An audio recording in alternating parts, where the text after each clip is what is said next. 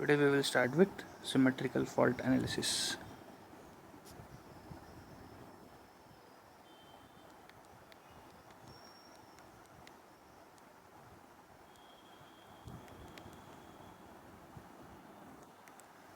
So what are actually faults? Faults are nothing but sudden increase in the current when a short circuit occurs. Okay. So basically there are two types of faults, which are, first one is symmetrical faults and second one is unsymmetrical faults.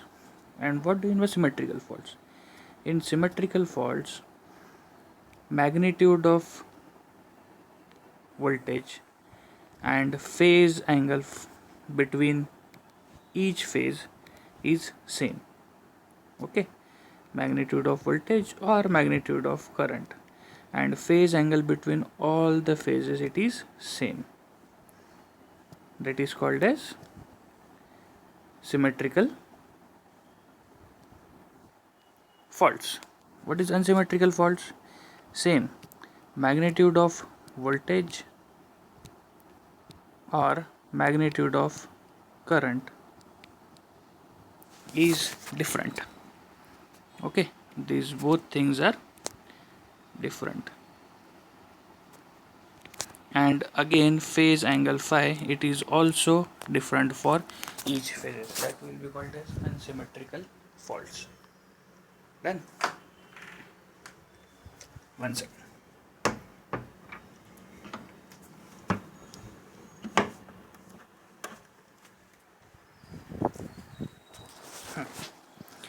So getting back to symmetrical faults, our unit number second that we are going to see is unsymmetrical fault.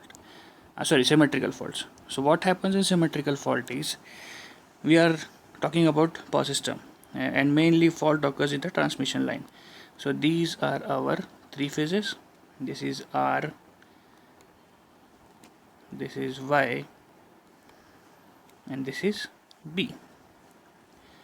So whenever all the three phases of the transmission line connects to the ground, okay, whenever all the three phases of the ground whenever all the three phases are connected to the ground, at that time it will be called a symmetrical fault.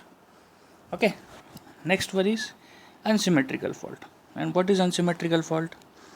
Last lecture में मैंने जैसे बताया था कि ये तीन phases हो गए. ये तीन फेज में से आइदर कोई एक फेज ग्राउंड से कनेक्ट हो जाए और कोई दो फेजेस ग्राउंड से कनेक्ट हो जाए और दो फेजेस एक दूसरे के साथ कनेक्ट हो जाए, तो that will be called as unsymmetrical fault. इसको हम लोग अनसिमेट्रिकल फॉल्ट क्यों कहते हैं? बिकॉज यहाँ पे देखो, जब भी तीनों फेजेस ग्राउंड से कनेक्ट हो गए, इस सिचुएशन में क्या हो रहा है, सब फेजेस जो है ग्राउंड से कनेक्ट हो रहे हैं, तो इस टाइम पे लोड जो है अपना सिमेट्रिकल रहता है. लोड सिमेट्रिकल होने की वजह से सिमेट्रिकल करंट फ्लो करना स्टार्ट करेगा अपने सिस्टम में. तो ये सिमेट्रिकल करंट पूरा कहाँ पे चले जाएगा? ग्राउंड के अंदर. सो ये तीनों फेजेस का magnitude will be same. Phase angle तीनों के बीच का कितना रहेगा? 120 डिग्री अपार्ट रहेगा. ओके, बात करते हैं यहाँ पे सेकंड वन. यहाँ पे क्या हो रहा है कि सिर्फ एक ही फेज ग्राउंड से कनेक्ट हो रहा है. तो जब एक ही फेज ग्राउंड से कनेक्ट हो रहा है तो ये दोनों हेल्दी फेजेस है. This will carry load current IL, and ये जो कैरी करेगा, ये कौन सा करंट कैरी करेगा? That is fault current. और compare to load current, fault current की वैल्यू जो है वो बहुत ज़्यादा रहती है. ओके, सो जब भी हम लोग एनालिसिस करेंगे तो मे भी हो सकता है कि हम लोग ये जो लोड करंट है इसको निगलेक्ट करें, बिकॉज फॉल्ट करंट की वैल्यू जो है बहुत ज़्यादा होती है. तो यहाँ पे magnitude of fault current it is greater. इसके बाद में फेज एंगल जो है इसके बीच का अलग हो जाता है. ठीक है, so this is nothing but your unsymmetrical fault, line to ground fault. This is your line to ground fault. This is your line to triple line to ground fault. Next आते हैं नीचे.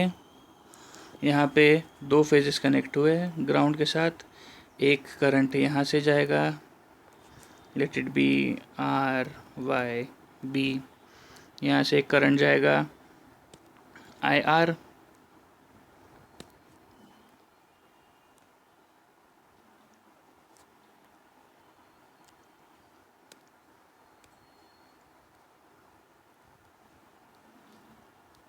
One second,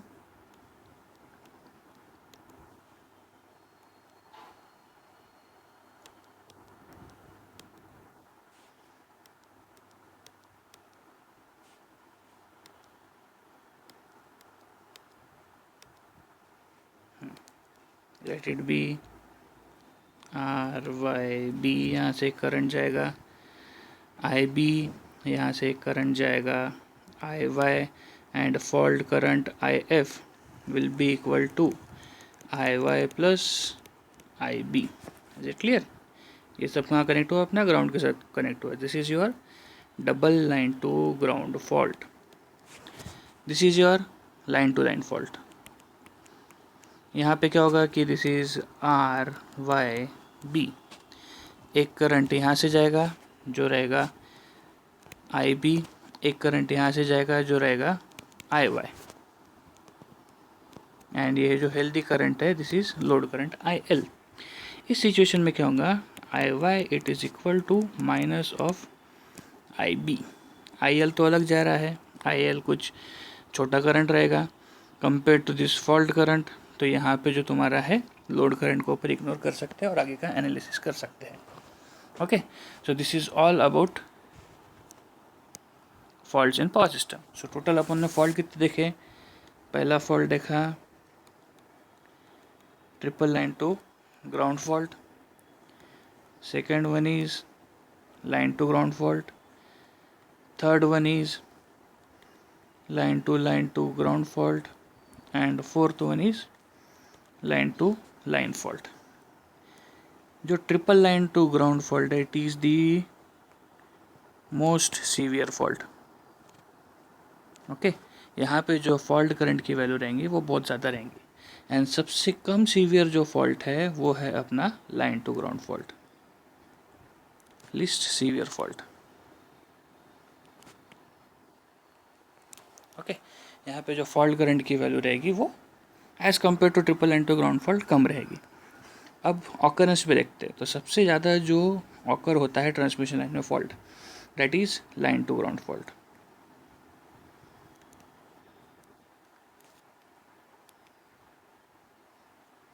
mostly occurs in the power system, और triple line to ground fault this is least awkward.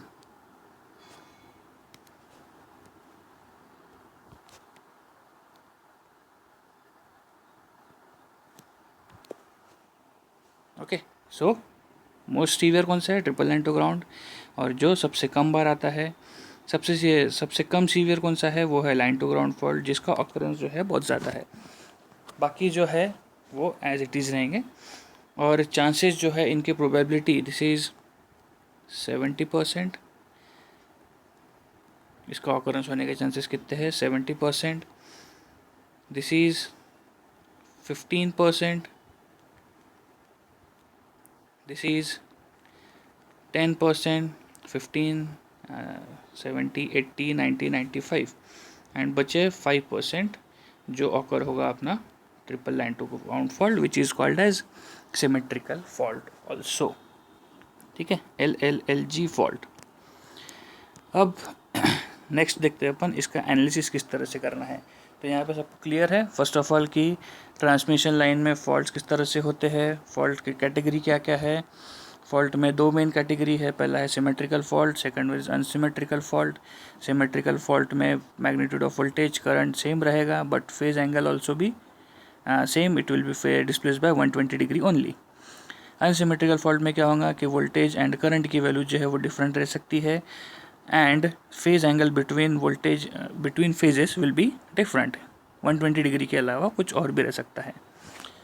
अब transmission line में fault देखते हैं। पहला अपन ने देखा symmetrical fault which is triple line to ground fault, तीनों जो फेजेस है तीनों phases are connected to the ground. Second one देखा अपन ने लाइन टू ग्राउंड फॉल्ट, एक फेज जो है वो ग्राउंड से कनेक्ट हो गया। नेक्स्ट हम लोग बाद में आए double line to ground fault, जहाँ पे दो फेजेस जो है ग्राउंड से कनेक्ट हो गए। Next line to line fault, दो लाइंस एक दूसरे से कनेक्ट हो गए, तो यहाँ पे आ जाए तुम्हारा line to line fault. Next fault किस वजह से आएगा, कभी भी आंधी तूफान आता है या कुछ आता है तो आपने देखा होगा कि जो अपने पेड़ रहते हैं लंबे लंबे, वो क्या हो जाते हैं, ट्रांसमिशन लाइन के ऊपर गिर जाते हैं। पेड़ जो है वो ग्राउंडेड रहता है, it is a grounded system. तो जब भी एक पेड़ ट्रांसमिशन लाइन के ऊपर गिरेगा तो चांसेस है कि वो तीनों फेजेस के ऊपर गिरे, तो तीनों फेजेस कनेक्ट हो जाएंगे ग्राउंड के साथ। हो सकता है कि वो दो फेज़ के ऊपर गिरे तो दो फेज़ ग्राउंड कनेक्ट हो जाएंगे ग्राउंड के साथ, या फिर हो सकता है कि सिर्फ एक ही फेज़ पे गिरे तो लाइन टू ग्राउंड फॉल्ट उस टाइम पे ऑकर हो सकता है। क्लियर है? या फिर हो सकता है कि दो लाइंस के बीच में कोई एक टहनी उसकी अटक जाए, तो that will be line to line fault.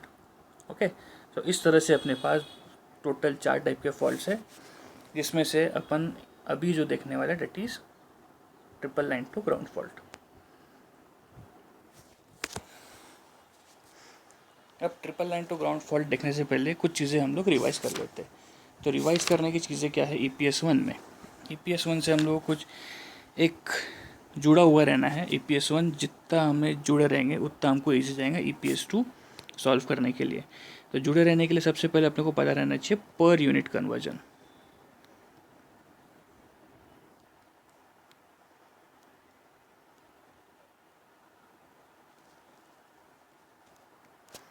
पर यूनिट कन्वर्जन में सबसे पहले अपने को देखना है कौन सा, ohms to per unit conversion. अगर जब अपने पास एक कोई इम्पिडेंस दिया है जो ओम्स में प्रोवाइडेड है, इसको हम लोगों को कन्वर्ट करना है इनटू पर यूनिट। तो उसके लिए फॉर्मूला है Z per unit equals to Z ohms multiplied by MVA base divided by KV base का स्क्वायर। ओके, ये सब चीज़ें तो हम लोग का बेसिक EPS1 में हो चुका है। सेम वे में अगर जो हमको पर यूनिट में वैल्यू गिवन है और per unit to per unit conversion करना है, ये क्यों करते हैं हम लोग, क्योंकि हम लोग कोई बेस MV अलग चूज़ करते हैं, वो जो पर्टिकुलर इक्विपमेंट है उसका जो इम्पिडेंस है वो कोई दूसरे बेस में दिया रहता है, तो अपने को एक कॉमन बेस के ऊपर काम करना है। इस चीज़ के लिए हम लोग इसका per unit to per unit conversion करते हैं। तो Z per unit equals to Z per unit multiplied by MVA base new by MVA base old multiplied by KV base old by KV base new का whole square. ठीक है, तो ये अपना formula है per unit to per unit conversion. ये सबसे ज़्यादा इंपॉर्टेंट है जब भी हम लोग न्यूमेरिकल सॉल्व करेंगे। तो न्यूमेरिकल सॉल्व करते समय सबसे पहले जो स्टेप है डेट इज़ पर यूनिट कन्वर्जन, यानी हर एक जितना भी पावर सिस्टम के कंपोनेंट्स है हर एक को अपने को एक कॉमन बेस पे कन्वर्ट करना है। क्लियर है? अब ये सब चीज़ें देखने से पहले एक एग्जांपल लेते हैं। एक कोई तो भी एक जनरेटर है, एक पर्टिकुलर लेवल पे जनरेट कर रहा है, फॉर एग्जांपल 11 kV, और इसका जो रिएक्टेंस है डेट इज़ Xg। एक ट्रांसफार्मर है, वो हो सकता है late it B T1 11/33 kV का हो, और इसका हम लोगों ने सिर्फ नाम रखते हैं XT। ये आगे में कनेक्ट कर दिया हमने एक ट्रांसमिशन लाइन, और नेक्स्ट कनेक्टेड है transformer T2 which is 33/11 kV। इसका जो रिएक्टेंस है XT2, late it B XT1, transformer 1 का XT1। और ये आगे गया तुम्हारा कनेक्टेड है एक मोटर के साथ। मोटर भी 11 kV पे वर्क कर रही है, और इसका जो तुम्हारा रिएक्टेंस है late it B capital M। Okay, and transmission line का जो रिएक्टेंस है late it B small m। हम इस तरह से इसको डिनोट कर रहे हैं। अब सिस्टम है पूरा, ये जनरेटर है, ट्रांसफार्मर कनेक्टेड है, ट्रांसमिशन लाइन है, अगेन ट्रांसफार्मर है और एक मोटर है। ये पूरा एक सीरीज़ कनेक्शन अपने पास अवेलेबल है। हो सकता है कहीं पे पैरेलल कॉम्बिनेशन में भी रहे। ट्रांसमिशन लाइन्स पैरेलल में कनेक्ट हो सकते हैं, मोटर्स पैरेलल में कनेक्ट हो सकते हैं, यहाँ पे जो जनरेटर्स है वो पैरेलल में कनेक्ट हो सकते हैं। तो कुछ भी पैरेलल कनेक्शन यहाँ पे पॉसिबल है। तो पैरेलल कनेक्शन जब भी आएगा तो उस तरीके से अपने उसका इक्विवेलेंट सर्किट डायग्राम ड्रॉ करना पड़ेगा। तो कंसिडर करते हैं कि ये जो मोटर के टर्मिनल है, मोटर के टर्मिनल के पहले ही एक फॉल्ट आया F, late it B F। अब अपने को निकालना है कि कितना करंट, फॉल्ट करंट फ्लो हो रहा है सिस्टम के अंदर, या फिर कितना फॉल्ट करंट एक्सट्रैक्ट करेगा अपना जनरेटर। तो सबसे पहले अपन इसका इक्विवेलेंट सर्किट डायग्राम बनाते हैं। मशीन है, मशीन को रिप्रेजेंट करना है तो उसका रिएक्टेंस एंड उसका क्या आ जाएगा, उसके साथ में एक voltage source. So let it B EG and यहाँ पे जो है XG। अभी हम लोगों ने पर यूनिट कन्वर्जन या कुछ भी कन्वर्जन नहीं किया, बस मैं आपको सिंप्लीफाई बता रहा हूँ कि इक्विवेलेंट सर्किट डायग्राम किस तरह से हम लोग ड्रॉ करते हैं। यहाँ आगे आ गया ट्रांसफॉर्मर, ट्रांसफॉर्मर के बाद आ गई ये ट्रांसमिशन लाइन, आगे एक और आ गया ट्रांसफॉर्मर, यहाँ पे एक और मशीन है, मशीन को रिप्रेजेंट करना है तो उसका रिएक्टेंस एंड रिएक्टेंस के साथ सीरीज में उसका एक voltage source, this is EM। अब फॉल्ट कहाँ पे हुआ है, मोटर टर्मिनल्स के पास में, यानी यहाँ पे, this is your fault location. कौन सा फॉल्ट हुआ, triple line to ground fault which is symmetrical fault. अब जब भी हम लोग सिमेट्रिकल फॉल्ट को एनालिसिस करना है तो अगर जो हमारे पास एक फेज़ का एनालिसिस है तो सेम वे में तीनों फेजेस का भी अपने पास पता चल जाएगा। किस तरह से, तीनों फेजेस का मैग्नीट्यूड विल बी सेम। एक फेज़ का पता कर लिया तो दूसरे फेज़ का भी मैग्नीट्यूड सेम रहेगा। फेज डिस्प्लेसमेंट तीनों के बीच में कितना रहेगा, एक +120 डिग्री रहेगा, एक -120 डिग्री रहेगा। ठीक है, तो 3 फेज़ का हम लोग जो एनालिसिस करते हैं वो हमेशा करते हैं ऑन सिंगल फेज बेसिस।